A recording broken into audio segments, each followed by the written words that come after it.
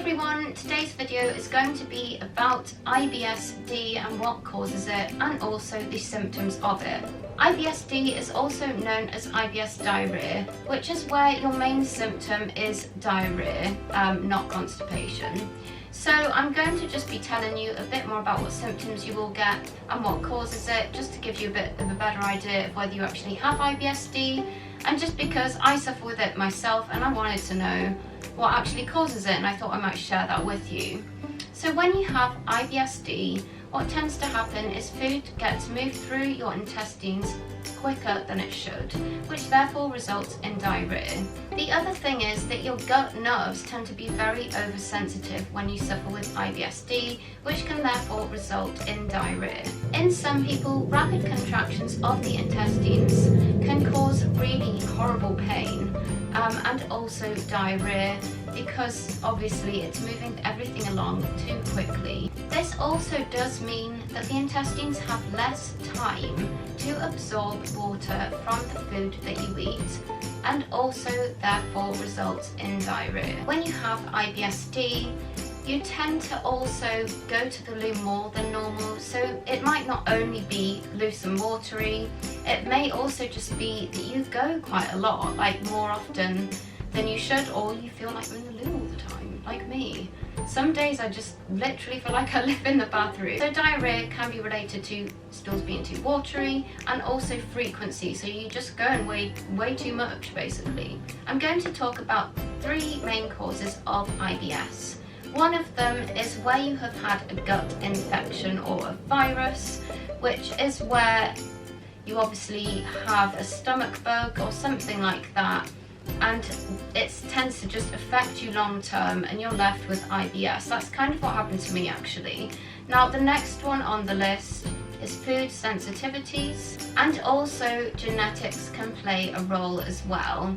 So your IBS could be related to any of these, and it might not even be related to any of these at all actually, but these are just three of the most common ones that I found when I was researching this topic. So that could be what is causing yours. Research suggests that changes to the type or the number of normal bacteria in your gut can contribute to IBS-D symptoms. Another thing to mention is that stress and anxiety do play a part in IBS, which I'm sure a lot of you know.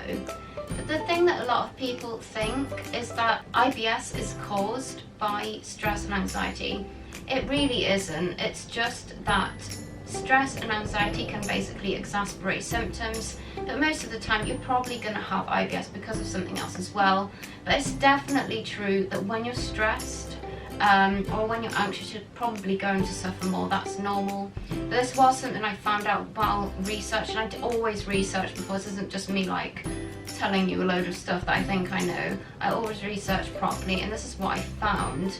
And even I thought that it could be caused by stress and anxiety, but apparently not. So yeah, it can just contribute to symptoms. The most common IBS-D symptoms that people complain about is severe abdominal discomfort, and then really sudden urges to need to find a loo and obviously go to the loo. These can be very, very sudden. This is me all over. And it's really awful. It really affects your life because you're worried, obviously, and this is where the stress and anxiety does come into it. So they're the two that are the most bothersome for people. Other very common symptoms of IBS-D are the following: frequent stools, feeling as if you can't actually get rid of everything. So you may feel like you still need to go, even though you've been, and you might not really still need to go, but you feel like you need to. This is definitely something I get all the time. I had it today actually, lovely.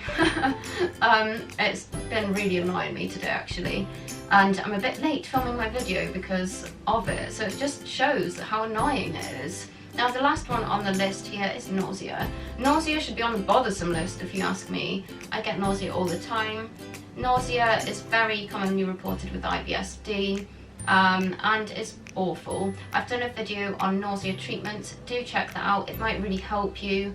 And I'll also put a link at the end, and I'll also put a card in this video, and you can watch that after you have seen this. I really feel like it might help you. I've had some really positive feedback, and that's why I make these videos, to help you. Just a couple of other things to mention. Meditation is meant to be good for reducing IBS symptoms, and also exercise. So I'll leave a link at the end to my video about nausea treatments, and I'll also put a card up for you on the screen, and you can watch that after this video. I've had some really positive feedback on people finding it very helpful, and you never know, it might help you, and that is why I make these videos. I know how awful IBS is. I suffer with it really, really badly actually. I'm not just moderately affected, this affects me every day of my life without fail. And so if I can help you, then that's only a good thing. And I'm totally in it with you.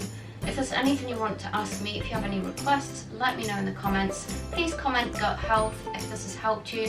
Give this video a thumbs up. Don't forget to subscribe also, because I make a ton of videos like these.